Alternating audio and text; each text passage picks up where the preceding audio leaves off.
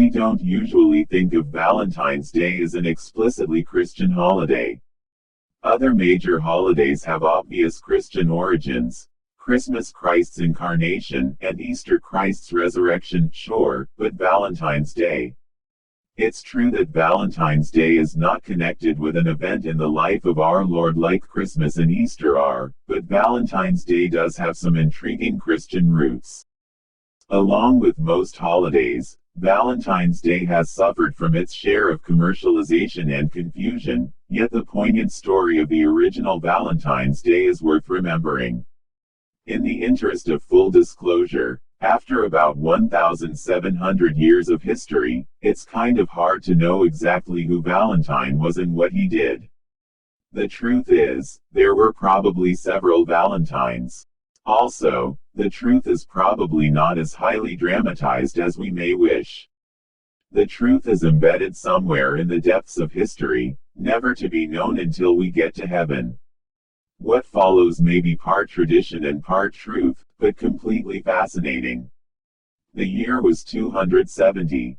The Roman Empire was engaged in a desperate attempt to retain the Pax Romana that had endured for centuries. Christianity was active during the 3rd century. Although Christ had died over 2 centuries prior, Christians were eagerly propagating their faith and churches were springing up everywhere. These early centuries of the Church were the times of the great apologists such as Clement, Ignatius, Origen, Polycarp, Athanasius, and Chrysostom.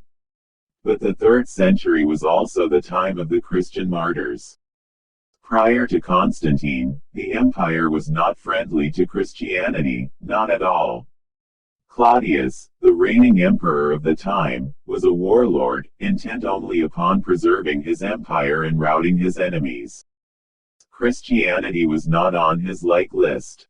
His primary interests were military, and he would stoop to nothing to ensure that his mighty army remained loyal to him.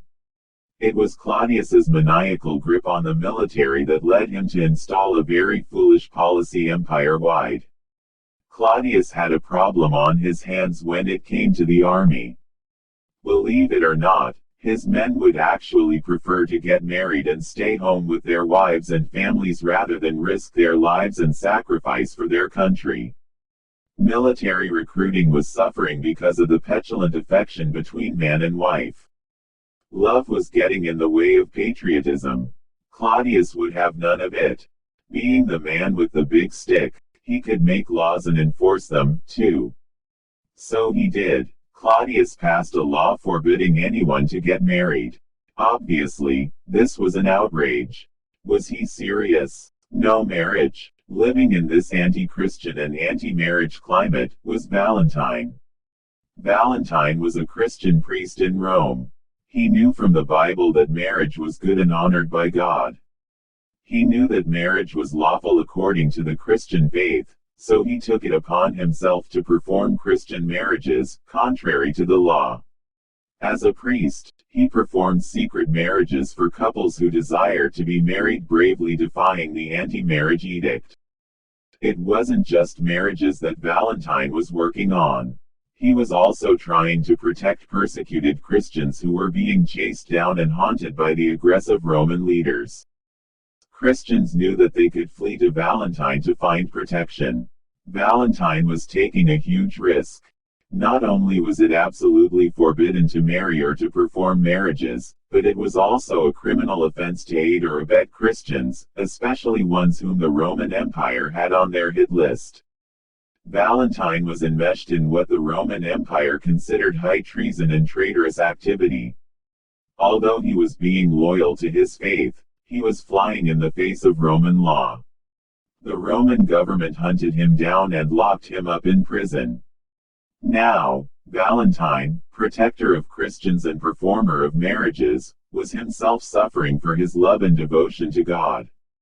It got worse. Valentine, true to his bold character, tried to convert.